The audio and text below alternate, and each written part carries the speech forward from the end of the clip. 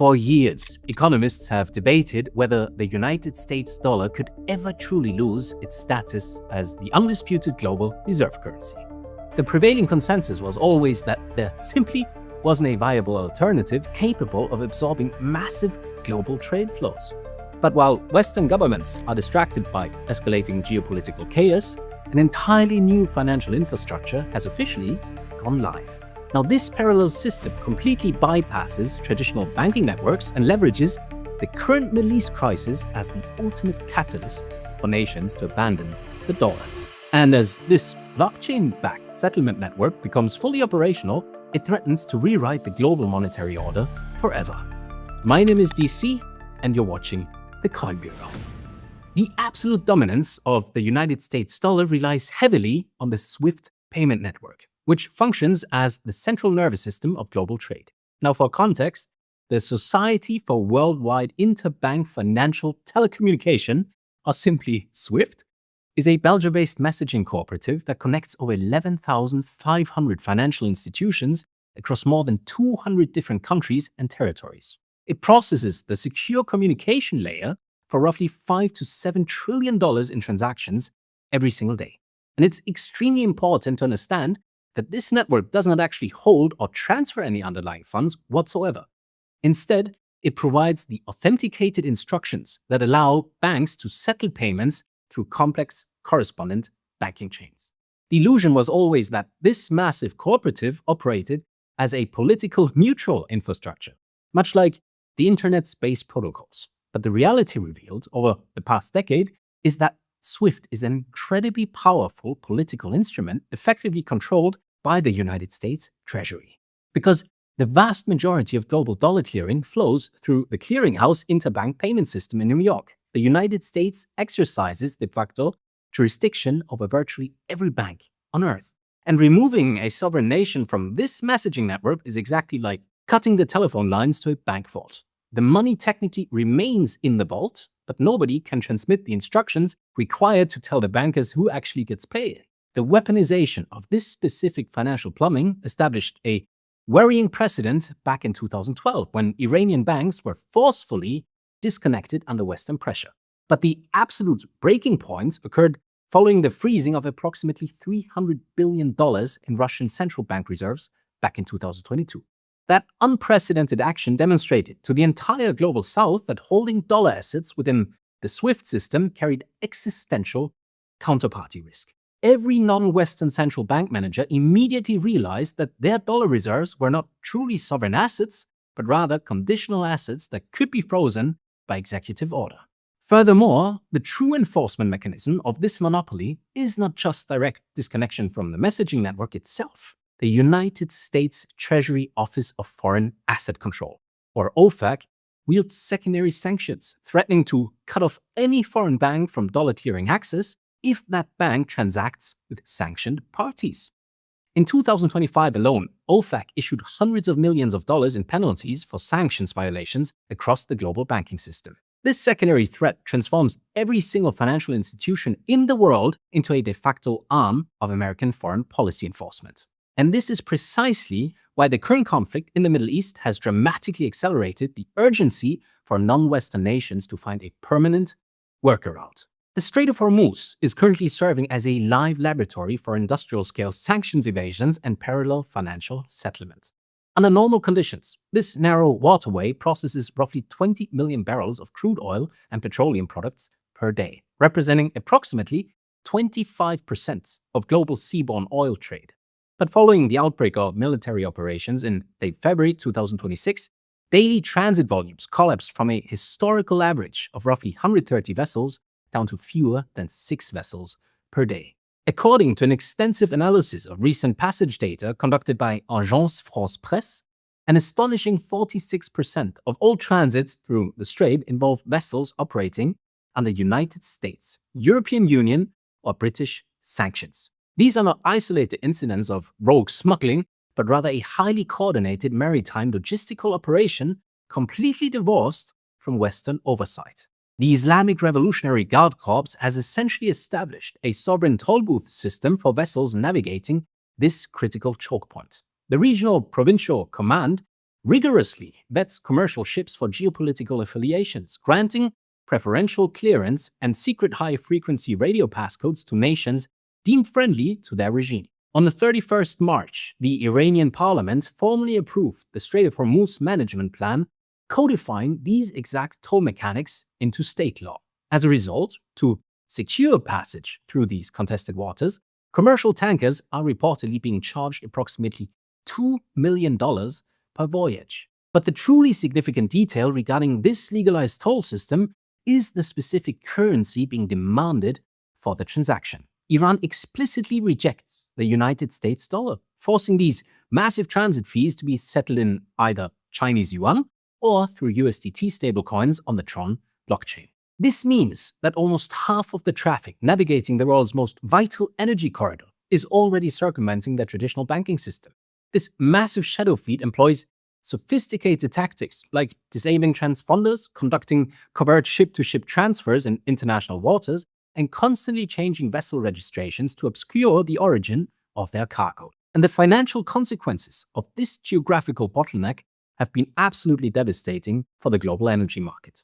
Brent crude prices recently experienced a massive single-day surge of nearly 8%, pushing the benchmark to $109 per barrel, while Dubai crude peaked at $166 per barrel. This creates a devastating paradox that undermines the credibility of Western sanctions as a deterrent mechanism. In a striking reversal, the United States administration was recently forced to issue General License U, which authorized temporary waivers for the sale of sanctioned Russian and Iranian crude oil already at sea. Now, this desperate maneuver was implemented simply to stabilize global energy prices following the effective closure of the Hormuz corridor. So nations outside the Western alliance have drawn the obvious conclusion that dollar dependency creates a vulnerability that can be activated or deactivated by Washington at any time for domestic political reasons. And understanding the hidden mechanics of the global financial system before they hit the mainstream headlines is exactly what we do in the free Coin Bureau Finance weekly newsletter. This is where we share the latest breaking macroeconomic news, provide deep dive market analysis, and give you the most important geopolitical updates. Whether it is a sudden shift in global energy pricing or a new regulatory framework targeting digital assets, our readers see it first, every single time. So scan the QR code on the screen right now, or use the link in the description to join our growing community of informed investors. Okay, let's return to the specific architecture that is actively replacing the SWIFT monopoly across the developing world. There is a major misconception regarding the exact nature of the BRICS de-dollarization strategy. Many analysts mistakenly assume that the bloc is attempting to launch a brand new single fiat currency to directly rival the euro or the dollar. But the fact is that creating a unified currency across fundamentally different economies like Brazil, Russia, India, China, and South Africa, a loose alliance of countries known as the BRICS, would be a bureaucratic nightmare. So instead, the architects behind this transition have built something far more surgical and infinitely more dangerous to Western financial hegemony. BRICS Pay is not a new fiat currency at all. It is a multi-currency cross-border settlement system supported by decentralized blockchain technology. To put it simply, it functions as a universal adapter that allows existing national payment networks to communicate directly with one another. This infrastructure seamlessly connects Brazil's PIX system, India's unified payments interface, China's cross-border interbank payment system, and Russia's system for transfer of financial messages. So by providing a decentralized cross-border messaging system, BRICS Pay completely eliminates the need to route transactions instructions through the SWIFT network. This blockchain-based ledger handles the exact same instructional capacity as traditional messaging rails, but it operates across a distributed network that no single jurisdiction controls. And because these transactions settle directly between local currencies, the entire process bypasses the need for any United States dollar conversion. And this is the absolute moment of clarity that most traditional finance analysts are completely missing in their macroeconomic assessments. You do not actually need a global dominant reserve currency to purchase Russian crude oil or Brazilian agricultural products. You only need the buyer and the seller to agree on an exchange rate and possess a secure payment rail that cannot be sanctioned by a third party. And well, That exact payment rail now exists, and it's already processing significant volumes of international trade outside of American jurisdiction. Case in point, the Enbridge multi-central bank digital currency platform has already processed the equivalent of over $55 billion in cross-border transactions. And 95.3% of those specific transactions were denominated entirely in the digital Chinese yuan. To facilitate this massive expansion, China recently established an electronic yuan international operations center in Shanghai, specifically to scale cross-border usage toward Middle Eastern partners. But the structural development that gives this parallel system immense credibility comes directly from the Reserve Bank of India. In early 2026, the Indian Central Bank formally proposed an agenda item to interlink the official central bank digital currencies across all BRICS member nations. The proposal uses bilateral foreign exchange swap agreements between central banks to instantly manage trade imbalances without ever touching a Western correspondent bank. Now, this creates a frictionless, instantaneous settlement layer that operates completely outside the reach of the United States Treasury and its secondary sanctions regime. Furthermore, the alliance piloted a gold-backed settlement instrument known as the unit in late 2025, which is composed of 40% physical gold and 60% BRICS currencies by weight. This instrument is explicitly designed to serve as a non-dollar reserve asset for inter-BRICS trade settlement, completely insulating participating nations from Western monetary policy. While China's cross-border interbank payment system processed the equivalent of $245 trillion in yuan-denominated transactions in 2025, it still heavily relied on SWIFT for messaging. BRICS Pay solves this critical dependency by replacing the messaging layer entirely, creating a truly sovereign financial ecosystem capable of processing up to 20,000 transactions per second. Now, to fully grasp the implications of this new infrastructure, you have to look at the recent expansion of the BRICS alliance through a geopolitical lens. By strategically admitting nations like Saudi Arabia, the United Arab Emirates, Iran, and Egypt, the bloc secured physical control over the most critical energy choke points on Earth. We're talking about sovereign dominance over the Strait of Hormuz, the Suez Canal, and the broader Red Sea energy transit corridors. This means the BRICS alliance now simultaneously controls some of the world's largest energy producers and some of its largest energy consumers. When the nations pumping the oil and the nations refining the oil are operating on the exact same digital payment rail, the traditional petrodollar cycle is structurally broken. We're already witnessing this exact bifurcation play out in real time between the Russian Federation and the People's Republic of China. By late 2025, over 99% of all bilateral trade between Russia and China was being settled exclusively in rubles and yuan. China is the world's largest importer of crude oil, bringing in over 11.5 million barrels every single day to feed its massive industrial base. As a growing percentage of that immense energy demand gets settled through the Enbridge platform or the BRICS Pay network, structural demand for the United States dollar evaporates. Now, it's extremely important to acknowledge the valid counter-arguments presented by traditional finance analysts regarding the limitations of this new system. Proponents of the dollar milkshake theory correctly point out that an enormous quantity of global debt remains denominated in USD. So, whenever a financial crisis strikes, every institution and sovereign nation that owes dollar-denominated debt must acquire dollars to service those massive liabilities. This creates a self-reinforcing liquidity vacuum that continuously sucks capital into American assets regardless of deteriorating domestic fundamentals. Furthermore, the Chinese yuan remains entirely non-convertible on the capital account, meaning foreign holders cannot freely move money in and out of China without strict regulatory approval.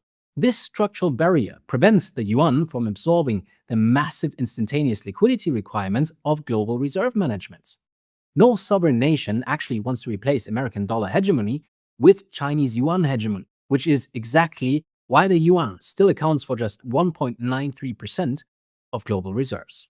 But the fundamental question that these traditional theories all fail to address is what happens when the massive global energy market simply removes its straw from the milkshake. BRICS Pay is not attempting to drain the existing euro-dollar debt market. It is meticulously building an escape hatch for all future trade. every single barrel of oil that transits the Strait of Hormuz under Yuan-denominated settlement is a barrel that never generates demand for United States treasuries. And this brings us to the reality of the fiscal trap currently facing the United States government. You see, the traditional petrodollar system allowed America to run massive fiscal deficits because foreign energy producers continuously recycled their profits into US government debt. This artificial demand suppressed domestic interest rates and allowed the federal government to finance its military and social programs at a severe discount. But as global trade volumes steadily migrate to the BRICS pay ecosystem, foreign demand for long-duration US treasuries is absolutely plummeting. Total foreign holdings of US debt have shifted dramatically, with China reducing its treasury portfolio to roughly $694 billion by early 2026. Now, this represents a 10% reduction in just 12 months, forcing the US Treasury to find alternative buyers for its escalating debt issuance. And this increasing lack of foreign demand has forced the 30-year US Treasury yield to remain stubbornly elevated at 4.19%. Research from the Yale Budget Lab confirms that this high federal borrowing is already crowding out private investment and embedding higher long-term rates across the entire economy. The US is currently sitting on a gross federal debt exceeding $38.6 trillion, which translates to a debt-to-GDP ratio of approximately 122%. With borrowing costs permanently higher, the net interest payments on that monumental debt are projected to cross $1 trillion this year.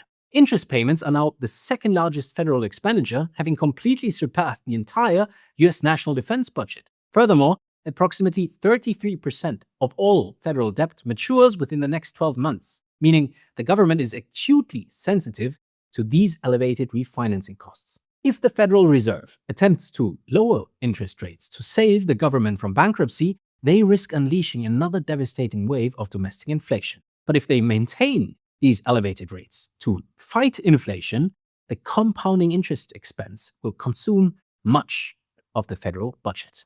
So as a result, the legacy financial system is trapped in a systematic crisis with absolutely no viable exit strategy that preserves the purchasing power of the everyday citizen. Meanwhile, central banks around the world have recognized this exact vulnerability and are aggressively rotating their reserves out of fiat currency. In early 2026, for the first time since 1996, the aggregate value of gold held by foreign official institutions officially surpassed the value of their US Treasury holdings. Central bank gold buying reached 863 tons in the previous year, pushing the price of the precious metal to an astonishing $4,694 per ounce. According to the World Gold Council, 95% of central banks expect their gold reserves to increase over the next 12 months. Now, these sovereign institutions are not buying physical gold because they want a speculative return on their investment portfolio. They are accumulating pristine, non-counterparty collateral because they know that the basic math of the US fiscal situation is completely unsustainable. Data from the International Monetary Fund confirms this structural shift, showing the US dollar's share of global reserves has fallen to approximately 56.9%. So in plain English, the concept of a global de-dollarization is no longer just a theoretical geopolitical talking point discussed at economic conferences, but is now hard-coded into a functional operational infrastructure that is actively processing tens and tens of billions of dollars in international trade. BRICS Pay provides the exact technological exit ramp that the Global South has been desperately seeking since the weaponization of the SWIFT network. And as the global energy trade inevitably migrates toward this new parallel system, the United States will face an unprecedented crisis in funding its own massive deficits. The artificial demand that subsidized American economic dominance for the past 50 years is rapidly evaporating before our very eyes.